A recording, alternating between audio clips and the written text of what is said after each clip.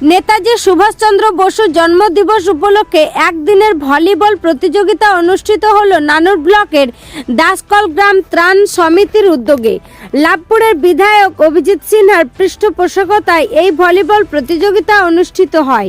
বিধায়কের নিজের গ্রামে গত 25 বছর ধরে হয়ে আসছে এই ভলিবল প্রতিযোগিতা।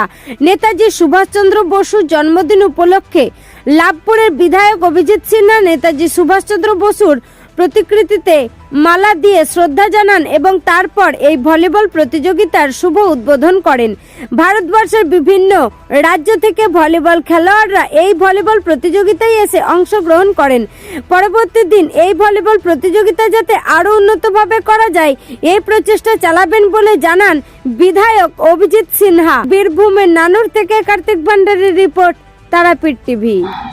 নেতাজি সুভাষচন্দ্র বসুর জন্মদিন উপলক্ষে এই যে ভলিবল টুর্নামেন্ট,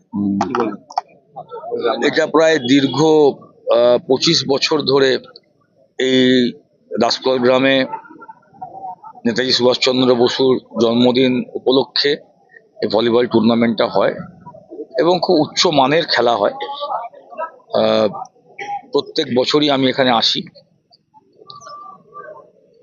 এবছরও যেটুকু আমাকে যারা অর্গানাইজার তারা বলেছেন, কেরালা, উড়িষ্যা, বিহার, ঝাড়খণ্ড এবং অবশ্যই আমাদের পশ্চিমবাংলা এবং বীরভূমের সব টিমরা আসছে। এরকম একটি গ্রামীণ পরিবেশে অত দূর থেকে বিশিষ্ট প্লেয়ারদেরকে নিয়ে এসে খেলা করানোটা খুবই কঠিন। তাই আমি উদ্যোক্তাদেরকে আমার তরফ থেকে অনেক অনেক অভিনন্দন এবং সবসময়ই আমি এই ধরনের উদ্যোগের সঙ্গে থাকার চেষ্টা করি।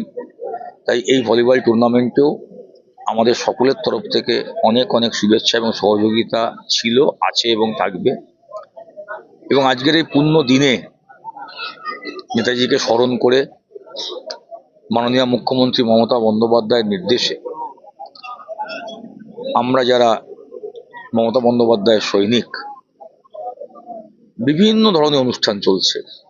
কোথাও খেলাধুলো, কোথাও রক্তদান শিবির, কোথাও হাসপাতালে ফলমূল বিলি করা, কোথাও ফ্রিতে হেলথ চেক আপ ক্যাম্প।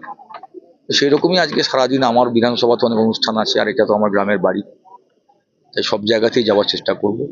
যে আপনার গ্রামের বাড়ি এবং গ্রামের একটা গ্রাম থেকে এইভাবে একটা উদ্যোগ খুব ভালো উদ্যোগ, এবং এই উদ্যোগটা যেসব ছেলেরা উদ্যোগটা নেয় তাদেরকেই ধন্যবাদ জানাই। আমরা তো শুধু এসে তাদেরকে একটু সহযোগিতা করি, তাই পাশে থাকি, কিন্তু মূল উদ্যোগটা ধরুন এই খেলাটাকে অর্গানাইজ করতে গেলে হয়তো তারা 2 মাস আগে থেকে সব ফোন করে বিভিন্ন রাজ্যে টিমের সঙ্গে যোগাযোগ করা, তাদের আসার ব্যবস্থা করা, থাকার ব্যবস্থা করা, তাদের খাওয়া দাওয়া, প্রাইজ ইত্যাদি। তো এটা খুব ভালো উদ্যোগ এবং আমরা সকলে মিলেই এই ধরনের উদ্যোগের সঙ্গে থাকবো এবং খুব ভালো মানের খেলা হবে। আপনাদেরকেও আমার তরফ থেকে অনেক অনেক অভিনন্দন, আপনারা এসেছেন এখানে।